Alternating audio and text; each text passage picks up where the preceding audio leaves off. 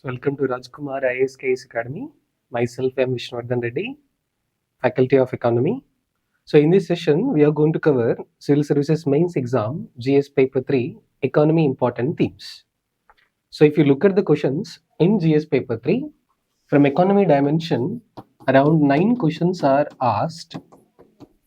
And if you cover broad themes of these 9 themes, social and public expenditure inclusive growth, persistence high food inflation, role of millets. Again, if you look at as such, intellectual property rights, IPRs. So apart from that, labor codes and wooden and regional connectivity. So apart from this, some questions on Indian irrigation system and buffer stock for stabilizing agricultural prices. So if you look at the themes broadly, most of the current affairs themes and static part combination questions are being asked. So out of this around 9 questions, some of the questions are sub parts also are present. So if you look at the first question in the theme, examine the pattern and trend of public expenditure on social services in the post reforms period in India. To what extent this has been in consonance with achieving the objective of inclusive growth.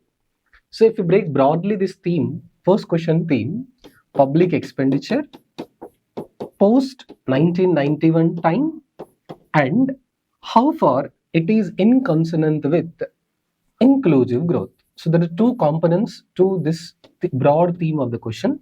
First part, pattern and trend of public expenditure on social service. So in simple, first we need to understand what is public expenditure. So fiscal policy is where we come across the broad term which includes government income as well as government expenditure. So as part of fiscal policy, which focuses on public income, public expenditure, public borrowing for the welfare of the public. So one of the components of the fiscal policy is public expenditure. Out of this public expenditure, it's broadly classified into capital expenditure and revenue expenditure. So here focus is on public expenditure on social services, meaning for the welfare of the public, expenditure incurred by the government on various welfare schemes to achieve socio-economic justice. So post-reforms period in India, meaning after 1991 economic reforms, you can broadly classify 1991 to 2000, 2000 to 2010, and from 2010 onwards. So if you look at the numbers, out of total GDP, the expenditure that is incurred on social services from the government budget roughly is in the range of around 5 to 7%, meaning public expenditure on social services after 1991 economic reforms to till date is approximately in the range of 5 to 7%. So 1990 to 2000, because of the BOP crisis immediate impact, the public expenditure on social services was relatively low. However, after 1991 economic reforms, the public expenditure started growing. So after 2000, when India's GDP growth started growing, obviously public expenditure on social services also started growing. However, the second part of the question is it in consonant with the objective of inclusive growth? So second part of the question, what is inclusive growth? We all know that India is one of the fastest growing economy in the world. However, despite being the fastest economic growth in the world, there are islands of riches in the ocean of poverty in India. India's economic growth is criticized as jobless growth and exclusive growth. So we need to achieve inclusive growth. What is inclusive growth? Broadly, we can define ensuring the distribution of benefits of the economic growth fairly and equitably across to all the sections of the society is called as inclusive growth. So various schemes are announced by the government as part of this inclusive growth. MG Narega scheme, JAM Trinity, Pradhan Mantri Jan Dhan Yojana, social welfare policy schemes. Government came up with Pradhan Mantri Skill Development, Pradhan Mantri Employment Generation Program. So we can quote all this. And of course, inclusive growth is becoming the main theme of the government policies. However, it appears that India did not achieve much progress in inclusive growth because even though India is the fastest growing economy in the world, but as such, if you look at, despite India being impressive growth in GDP, there are so many sections of the society which are left out from the part of inclusive growth. So we can say that yes, despite public expenditure increasing on social services, inclusive growth is happening. However, this inclusive growth is not as expected. So what does this inclusive growth tries to? Reduce poverty, reduce unemployment, reduce regional disparities, bring down socio-economic inequalities, create life chances for everyone to come up in the life. So Sabka Saath, Sabka Vikas, Sabka Prayas, Sabka Vishwas, which is the theme of Niti Aayog, is the main motto of inclusive growth. So finally, we can take a balanced stand. It appears that public expenditure on social service is increasing in the post reforms period in India. However, its impact on inclusive growth as of now is not as expected. So we need to focus much more on inclusive growth. The reason being, while selecting the beneficiary for inclusive growth and welfare policy schemes, one of the practical challenges that we are facing is because of pseudo poverty. So not only should India should develop, but also Bharat should develop. In the process, inclusive growth will transform our economy into vibrant economy, and the benefits of the economic growth will be distributed to all. So this is in simple the theme of the broad idea of the first question. So briefly, public expenditure on social services and then inclusive growth. And coming to the second question, what are the causes of persistent high food inflation in India? Comment on the effectiveness of the monetary policy of RBI to control this type of inflation. So broad theme of the second question, if you try to understand what is food inflation, reason for food inflation, and then how effective monetary policy tools to deal with food inflation. So if you try to understand the demand of the question, first we have to give the introduction of the inflation. So inflation refers to general and persistent increase in the prices of goods and services. In case of inflation, real value of money decreases. Too much money chasing too little goods is called as inflation. However, question is specifically about why food inflation is persistent in the Indian economy. So food inflation is increasing mainly because of two reasons, demand reasons as well as supply reasons. Supply reasons, if you look at unexpected natural calamities. So if you look at global warming and climate change is impacting agricultural productivity. So agricultural productivity is coming down. So supply is coming down. Apart from that, so most of the farmers in India still are using labor intensive methods. As a result, the productivity is coming down. So supply of the food grains is coming low. Also, we understand something called Cobb phenomenon in case of food prices, where in the previous season, if a particular crop got bump of profit, in the next season, many farmers would cultivate the same. As a result, cultivation of the other crops will come down. So supply of the food crops is going to decrease. Apart from that, we don't have proper cold storage facilities as such. So most of the food products are being wasted. This is supply side reasons.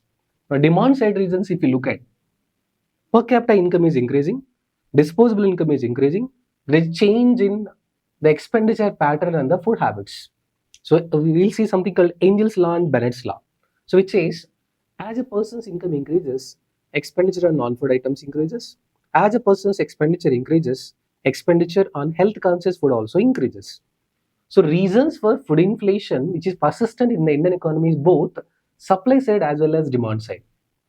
Now coming to the second part of the question, monetary policy tools, how effective they are in controlling food inflation. Monetary policy refers to adjustment of money supply by the central bank, where we try to reduce demand side of the inflation by adjusting money supply. However, in India, look at various monetary policy tools that we study: repo rate, reverse repo rate, CRR, SLR, MSF, SDF, OMO, open market operations, quantitative tools and qualitative tools. They focus on addressing money supply and try to reduce demand to control the inflation. However, food inflation in India is primary reason is caused by supply side rather than demand side. So it appears that the monetary policy tools of RBI, which deals with controlling inflation, seems to be less effective in food inflation, because food inflation is primarily in India is caused by supply side factors than demand factors. Meaning, both supply side factors as well as demand side factors are responsible for food inflation. However, monetary policy tools are so effective in controlling money supply if the primary reason why inflation is happening is demand. However, in the context of persistent high food inflation in India, the monetary policy tools of RBI are less effective because mostly they're focusing on demand side. So what can be done to supply side? Government can enter into agreement with other countries. We can import goods from wherever it is cheaply available and try to ensure buffer stocks are available, try to improve the capacity of the productivity, try to bring more and more farmers under capital intensive methods, all this. So this is broad theme of the second question. Then third question, what were the factors responsible for successful implementation of land reforms in some parts of the country? Elaborate. This is from agriculture chapter, direct question, which talks about briefly the theme. Theme is land reforms, and successful implementation of land reforms in some states. First, land is a state subject. Land records are maintained by the state governments. So if you look at during British time, they introduced Jamindari, Raitwari, Mahalwari systems for revenue collection system. After independence, the middlemen like Jamindar, Raitwar, Mahalwari, so several middlemen continued, which was responsible for proxy landlords. So government came up with the concept of land reforms in which these intermediaries, proxy landlords were abolished. Of course, to implement land reforms, we also brought in Land Ceiling Act. Under Land Ceiling Act, we try to bring briefly maximum land that a person can have based on the type of the soil. Meaning, under land reforms, we try to remove the middlemen in land agriculture cultivation and we try to impose land ceiling limit. In this context only, right to property was removed as fundamental right and right to property was made as legal right. So the objective of land reforms is to ensure socio-economic justice and redistribution of land to the landless people to ensure socio-economic justice. However, in some of the states, especially Kerala and West Bengal, the land reforms were so successful mainly because of political will, awareness, participation of the masses, and accordingly the laws are made by the respective governments. Mainly due to communist ideology and this Naxalbari movement in West Bengal and in Kerala, land reforms were successful in implementation, primarily led by the political leadership, political will, and participation of the communities and creation of awareness. Whereas in other states, land reforms were not so successful. So the primary focus is factors which are responsible for successful implementation of land reforms. If you look at political will, participation of the masses, creating awareness. Also, if you remember, so there is a concept called Bhudanodhyamam, which is started by Acharya Vinoba Bhave, Pochampalli Bhudanodhyamam. So which means collective effort from political leaders, masses, awareness in the civil society, the laws made with respect to state governments were successful in implementation of land reforms. So, question is elaborate. So briefly we can focus, we can take case study of West Bengal and Kerala where land reforms were successfully implemented compared to the other parts of the state. So this is in brief about land reforms. So in the recent times, there were several current updates related to the land reforms. National Land Record Modernization Program is going on, and then value addition also we can quote that land banks are being established now by some of the states. So this is third question. Fourth question, explain the role of millets for ensuring health and nutritional security in India. So if you look at the theme of the question is simple. So first we have to talk about importance of millets and then how they're ensuring food security and nutritional security. So first part, so 2023 was announced by United Nations as International Year of Millets. And Government of India came up with so many schemes called PM Sri Anna scheme to popularize the millets. Second part of the question, ensuring health and nutritional security in India. So there has been a shift in food security. From National Food Security Act, we are moving towards nutritional security. So where Anemia Mukt Bharat, PM Poshan Abhiyan, Sahi Poshan Desh Ki Roshan, establishment of nutritious gardens, and try to reduce as much as possible the deficiencies, especially food and nutrition in the children and in the women in the focus of the government. So to achieve food security and nutritional security, millets, actually geographical reasons and economical reasons, if you look at, millets can be cultivated in almost all parts of India with less water usage, and they consist of so much of nutritious inputs which are required for healthy, well human being. So in the process, millets are high in fiber. So compared to other foods, millets offer nutritious, and at the same time, they also help in maintaining good dietary habit. So in the process, millets are being popular now, and millet consumption is increasing, and multigrain millets powder is increasing, millet sweets, millet breakfast, millet lunch. So the role of millets is increasing, and we are creating awareness also. So in fact, in parliamentary canteen also, the government came up with the scheme of offering various dishes made with the millets to popularize the theme of the millets. Also, several state government as part of ICDS, Integrated Child Development Scheme, in the process of ensuring food security and nutritional security, fortified millets are supplied, multi-grain millets powder is supplied, so to ensure food security and nutritional security. So they are gluten free, they are good source of nutrition, easy to cultivate, cost of cultivation is less, and in fact, in different agroclimatic conditions in India, we can cultivate the millets. So in simple, the role of millets is increasing even right now. So there is health consciousness is increasing among the Indian population. So we are shifting towards more and more use of the millets, which are leading to food security and nutritional security. So Sri Anna scheme offered, and research is going on about millets improving productivity, and PM Sri Anna Yojana. So this millet scheme can be linked with food security and nutritional security under National Food Security Act. Apart from that, Anemia Mukt Bharat. So just now we covered PM Poshan Abhiyan. So finally we can conclude, as the millets are becoming popular, the more and more use of the millets will help in achieving health and nutritional security in India.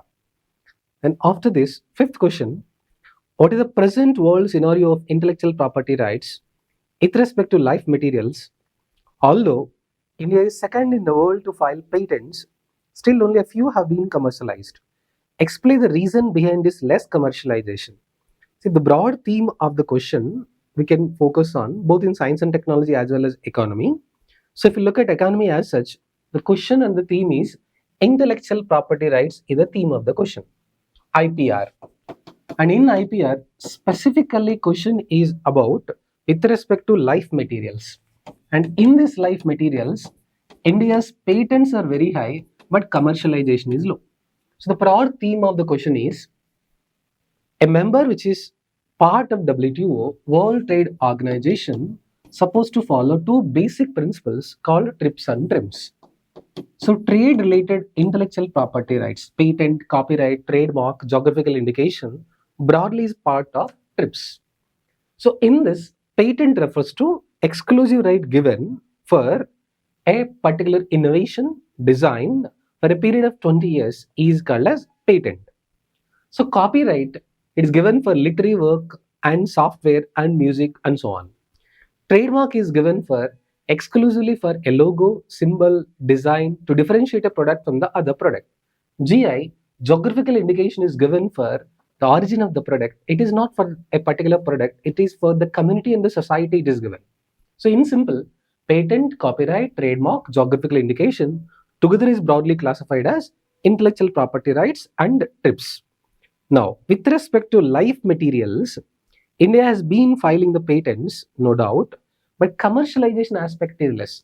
When we say commercialization of the patents, we are talking about by using these patents that we got, produce the product, release the product to the market, and make them economically viable and create wealth out of it.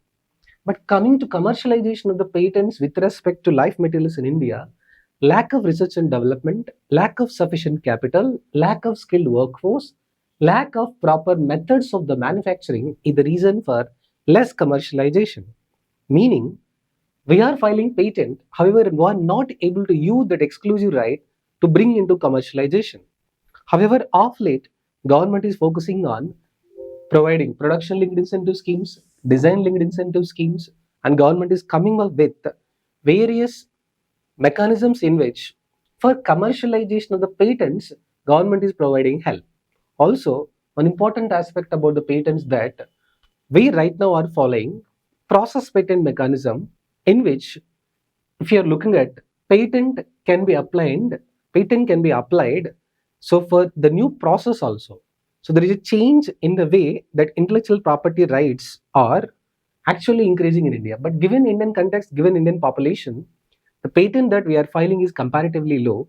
However, even if patents, we are second in the world to file patents, but in commercialization process compared to the other countries like China, lack of technology, lack of skilled labor, and lack of link between academia and intellectuals.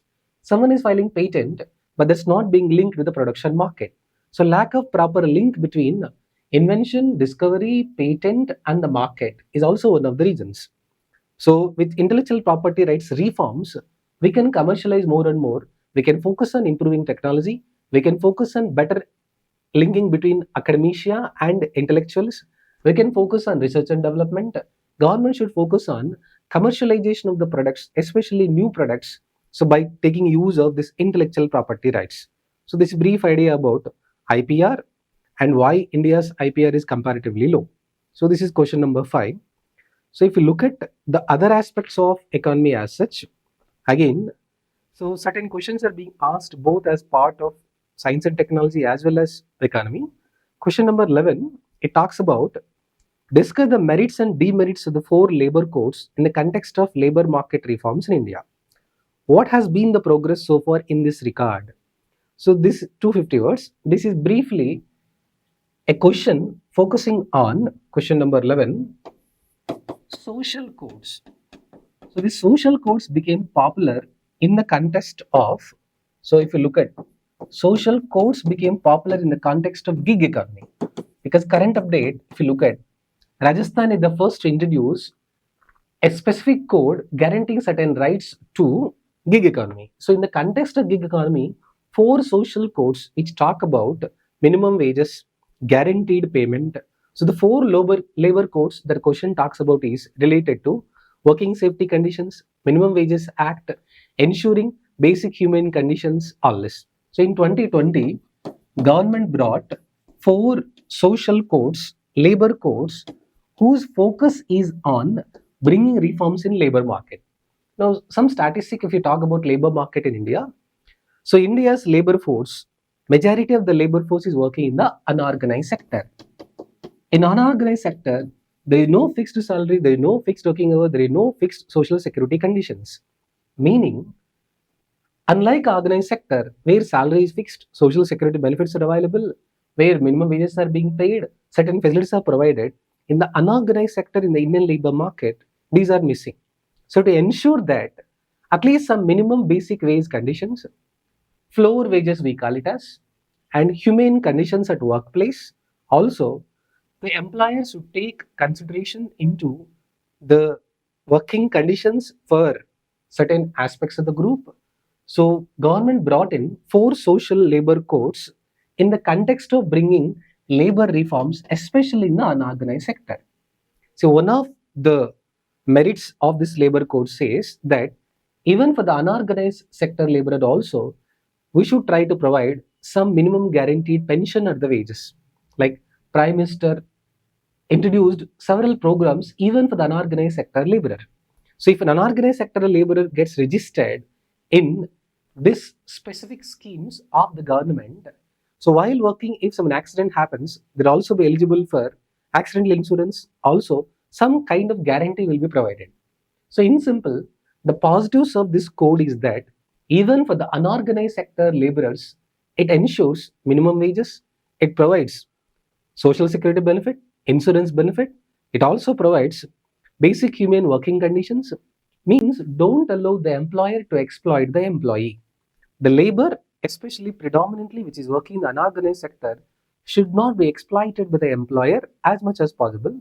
So far, in the context, the idea and the objective of this labor codes are very good, but in implementation, still we are far behind. So union government and state government both are trying their level best to implement this social security codes. So as part of implementation of social security codes only, some of the state governments brought in that even for gig economy workers also, certain minimum wages, some minimum social security benefits supposed to be provided.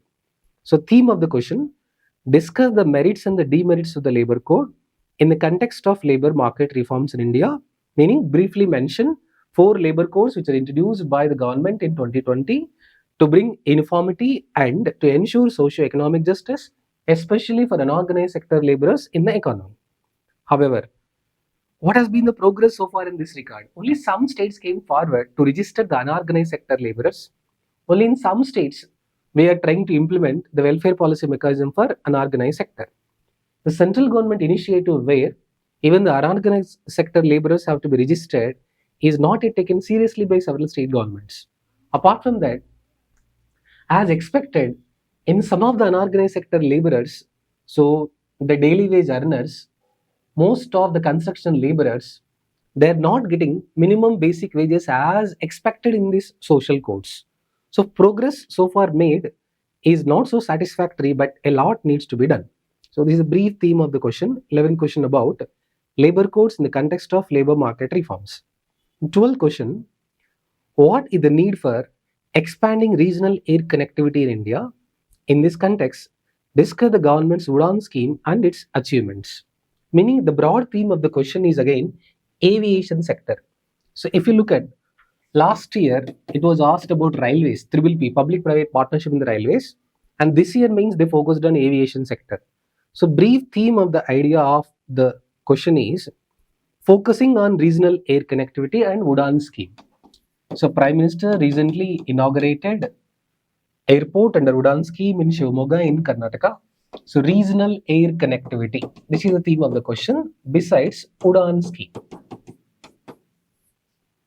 So, also Tata Airlines, which was once upon a time was nationalized by the government, was disinvested by the government, and Tata's purchased this Air India once again. So, in this context, the theme of this regional aviation connectivity is important. So any infrastructure, roadway, railway, aviation is the growth of the heart story of the public. Meaning, the mode of the transportation will indicate. So aviation sector indicates the development of urbanization. It's a symbol of modernization. It's a symbol of economic development. Faster mobility of goods, faster mobility of services is possible through aviation sector. So as disposable income is increasing, globalization, Indian economy is integrated with the rest of the world.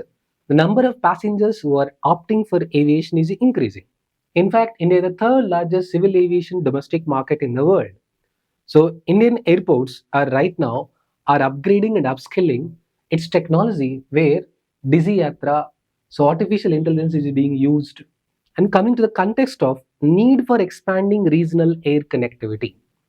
So urban mobility should be connected with nearby districts, pilgrimage centers, business centers through aviation connectivity. This is the focus of regional air connectivity. If you improve regional air connectivity, mobility of goods, mobility of services, mobility of healthcare, air ambulance, all this will improve. In fact, the districts and the business centers and the pilgrimage centers should be connected with the nearby aviation facilities. So, Director General of Civil Aviation is the nodal agency which is looking after aviation. Apart from the Airport Authority of India is looking after the overall aviation market in India. In recent times, aviation market in the economy is suffering from cutthroat competition called predatory pricing. So every domestic aviation company is trying to cut down the prices deliberately to attract the customers. Aviation turbine fuel, which is the primary cause for aviation sector, is not under GS3, cost is increasing. So if we connect regional air connectivity, the aviation and the mode of transportation of aviation will not be just available only for elite rich class in India, it will be available for even middle class and almost it will be affordable to all. The objective of UDAN scheme, Uday Desh Ka Aam Nagrik, which was started by government in 2017 is to provide regional air connectivity where the flights will be used for lesser distance with less capacity so that the cost of aviation will come down, it will be affordable to all. So in the process, more and more people will shift towards aviation sector which will create income. India is known for medical tourism, India is known for space tourism, India is known for now entertainment tourism. So if you improve regional air connectivity, it also add boost to aviation sector. It also add complementary income tourism sector. In fact, aviation will become affordable to all. And in the recent times, government come up with different schemes where even for airlines, government is providing subsidies. Government is trying to rationalize the expenditure. Government is trying to cut down the taxes on aviation turbine fuel. So improving regional air connectivity through UDAN scheme makes India a favorite destination for both investment as well as tourism. So improvement in aviation connectivity and increase in aviation market itself will indicate the progressive Indian economy that we are talking about. So this is a brief idea about UDAN scheme, aviation infrastructure, and the focus of UDAN scheme. As part of UDAN scheme, airports are being operationalized, airports are being modernized, and we are trying to bring on more and more aviation connectivity of the regional areas under aviation platform so that aviation will become economically viable for the fleet operators as well as it will be affordable for the common people. And coming to 13th question, which is from agriculture chapter, as such, what are the major challenges faced by Indian irrigation system in recent times? State the measures taken by the government for efficient irrigation management. The theme of the question broadly is based on question number 13. So major challenges faced by Indian irrigation system. This is directly related to with respect to agriculture, and then schemes announced by the government with respect to improvement of irrigation. So artificially offering water in agriculture for the land to improve agricultural productivity and the crop cultivation is called as irrigation. Meaning, these areas we are connecting the water through various channels. So if you look at the broad channels of irrigation in India, canal irrigation, borewell irrigation, and if you look at most of the irrigation right now is done through borewell irrigation. And in the recent times, the challenges faced by Indian irrigation systems are depleting groundwater table. So water scarcity. Also, if you look at excessive consumption of the water, pollution of the groundwater, so pollution of the surface water, and most of the water bodies are getting evaporated. Hydrological cycle is getting disturbed. As a result, the irrigation in Indian economy right now is facing a challenge as we are moving from rural to urbanization, and in the process, many challenges actually are happening where farmers are not in a position to cultivate the crops properly. So major challenges faced by Indian irrigation system in the recent times, if you look at, groundwater is getting depleted, pollution of the water, surface water, also water bodies are getting evaporated. Apart from that, compared to earlier, the quality of the water present is also declining, and we have to dig very deep well to get the borewell irrigation.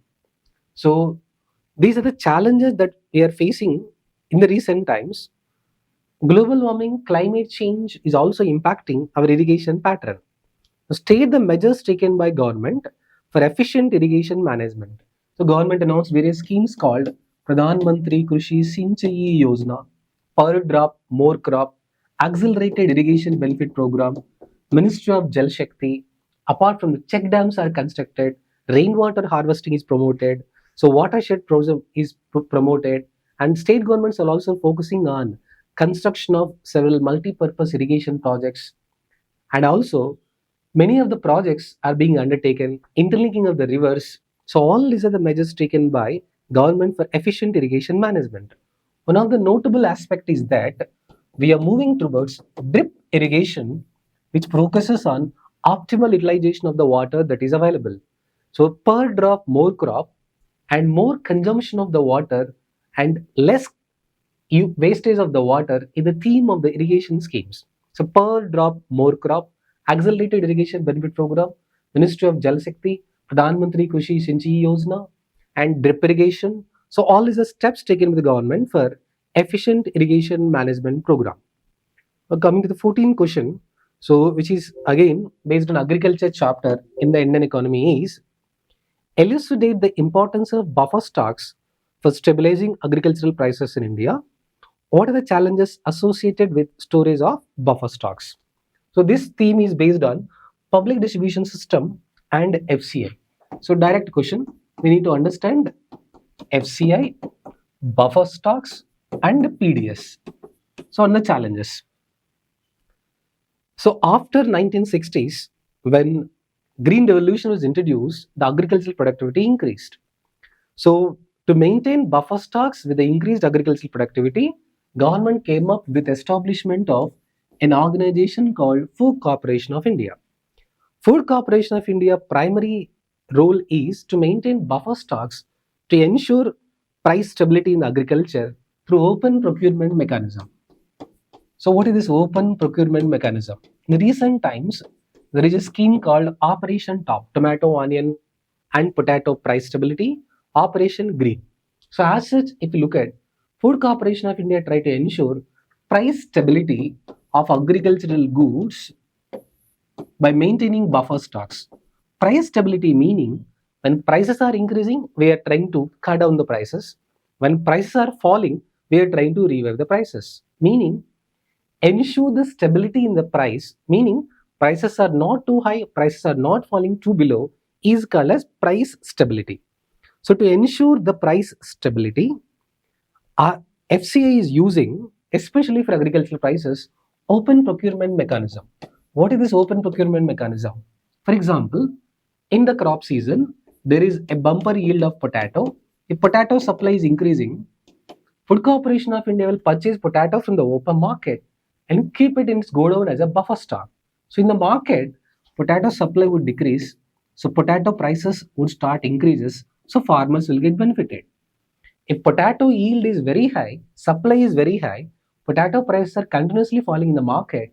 By taking out the excess supply from the market and keeping it in godown, Food Corporation of India is ensuring that price of the commodity will increase so that the farmer will get remunerative price. The opposite, already Food Corporation of India is maintaining buffer stock of wheat. Suppose in a particular season, the supply of wheat is less and prices of wheat is increasing, Food Corporation of India releases this buffer stock from the godown so that in the market, wheat supply increases and prices will get stabilized. So price stability means increasing prices and decreasing price in both situations. When prices are increasing, we are trying to bring down the prices. When prices are falling, we are trying to increase the prices. So this is called price stability. And Food Corporation of India maintains buffer stocks of several agricultural commodities to ensure stability in the agricultural prices. However, in the recent times, there are so many observations. During COVID-19 also, Supreme Court commented that so many food grains in FCA godowns are eaten by so many insects and rats. So why don't we distribute these food grains to migrant laborers? So what are the challenges associated with storage of the buffer stock? So first and foremost, godown facility and storage facility. Second, grading facility and regular inspection of them. Third, proper cleaning mechanism and regularly maintenance of these godowns. Fourth, Food Corporation of India right now is procuring food grains. However, sometimes does not have sufficient technology and the resources to continuously monitor the upgradation of the food stocks. So which means our storage capacity should be improved, skilling capacity should be improved, capacity building should be improved in Food Corporation of India.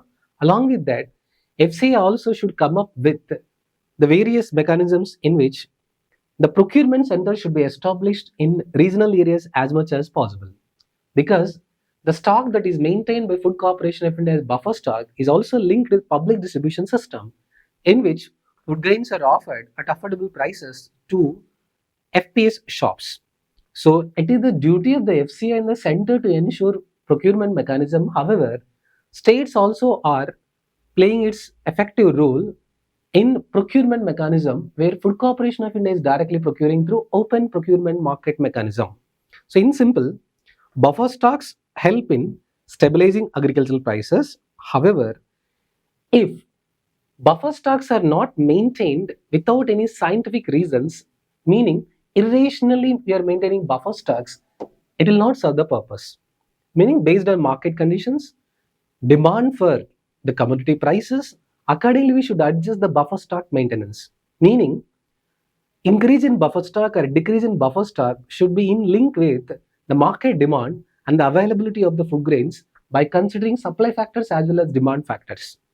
So by not understanding the supply and demand dynamics of the market, mere maintenance of the buffer stock alone will not help in ensuring food stabilization or stabilizing agricultural prices.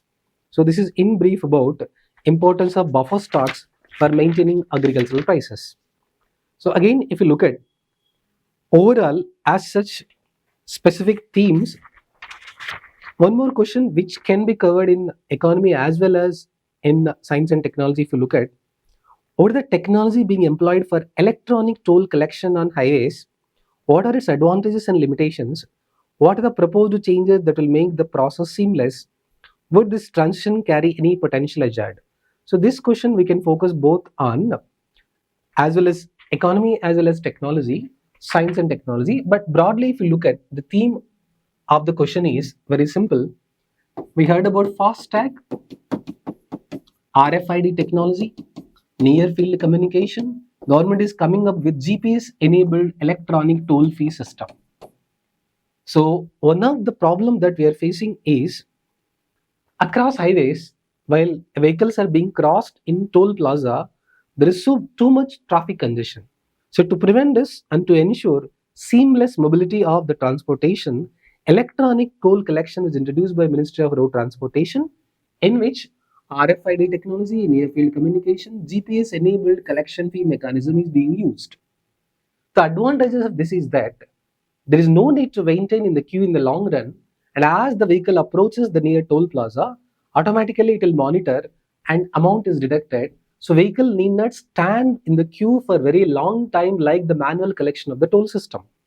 So electronic toll collection on the highways compared to manual collection is clearance will become much faster, traffic congestion will be reduced, and as far as possible, mobility will become much faster. However, the challenges are complete depend upon electronic toll system is may not be a good idea because some of the areas poor signals, lack of network, and poor connectivity the problem where sometimes electronic toll collection system is creating a problem. And as government is introducing GPS enabled electronic toll collection system with much more improvement and refinement than compared to FASTag and RFID, the transportation mobility will improve.